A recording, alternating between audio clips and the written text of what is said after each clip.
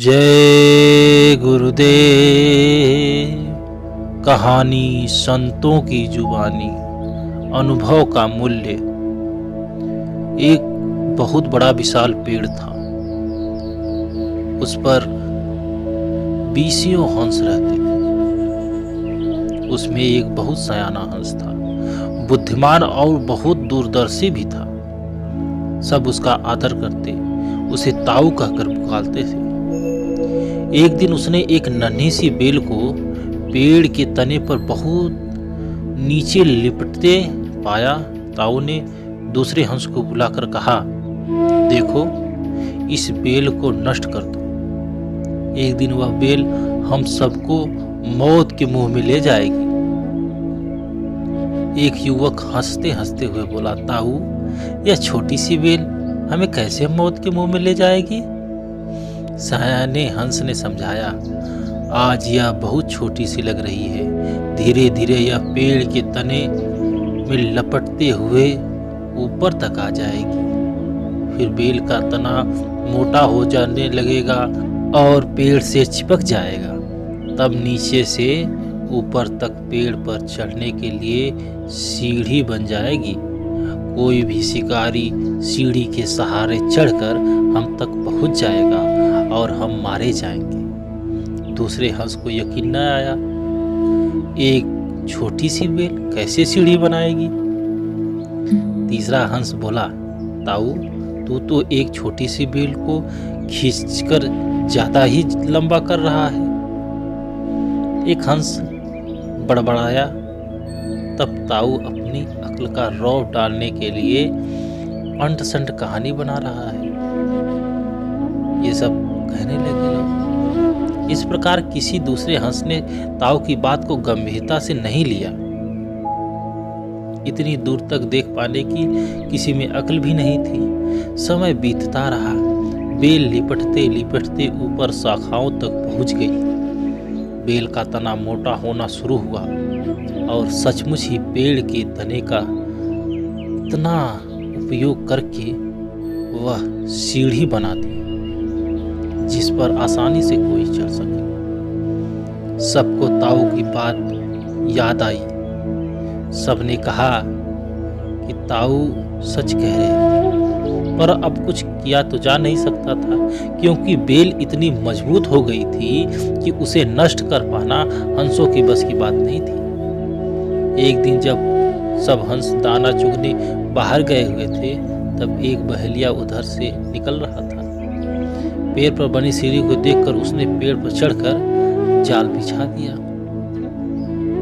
सांझ को सारे हंस लौट आए और जब पेड़ से उतरे तो बहेलिया ने जाल को बुरी तरह फंसाया हुआ था। सब फंस गए। जब वे जाल में फंस गए और फड़फड़ाने लगे, तब उन्हें ताऊ की बुद्धिमानी और दूरदर्शिता का पता लगा। सब ताऊ की बात न मानने के लिए लज्जित थे और अपने आप को कोस रहे थे।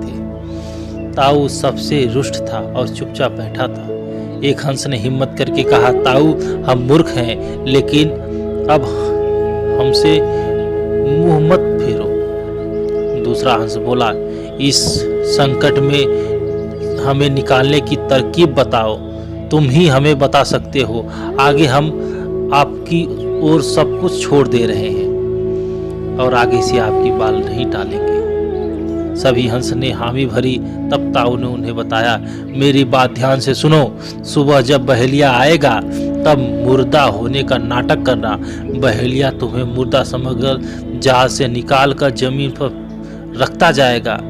वहां भी मरे के समान पड़े रहना। जैसे वह अंतिम हंस को नीचे रखेगा, मैं सीटी बजाऊंगा। मेरी सीटी सुनते ही सब उड़ जाना।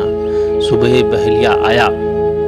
हंस ने वैसे ही नाटक किया जैसा ताऊ ने समझाया था। सचमुच बहेलिया हंस को मुर्दा समझकर जमीन पर पटकता गया। सीटी की आवाज के साथ सारे हंस उड़ गए।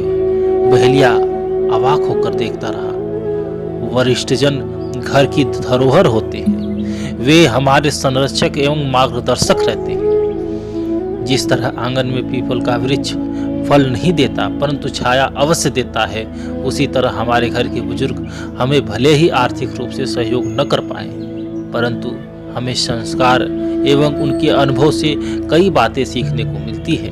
बड़े बुजुर्ग परिवार की शान है। वे कोई कूड़ा करकट नहीं जिन्हें कि परिवार से बाहर निकालकर फेंक दिया जाए।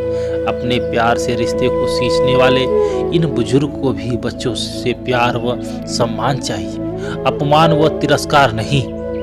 अपने बच्चों की खातिर अपना पूरा जीवन दांव पर लगा चुके इन बुजुर्गों को आपने अपने प्यार की जरूरत होती है। यदि हम उन्हें सम्मान व अपने प्यार का तजव्वुद दें, उन्हें परिवार में स्थान दें जिससे वो लाभान्वित हो, ऐसा न करने पर हम अपने हाथों अपने बच्चों को उस प्यार, संस्कार, आशीर्वाद व स्पर्श से वंचित कर रहे हैं जो उनकी जिंदगी को संवार सकता है। याद रखिए, किराए से भले ही प्यार मिल सकता है, परंतु संस्कार, आशीर्वाद और दुआएं नहीं।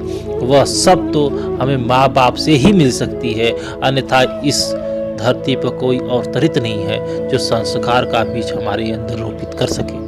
जय गुरुदेव।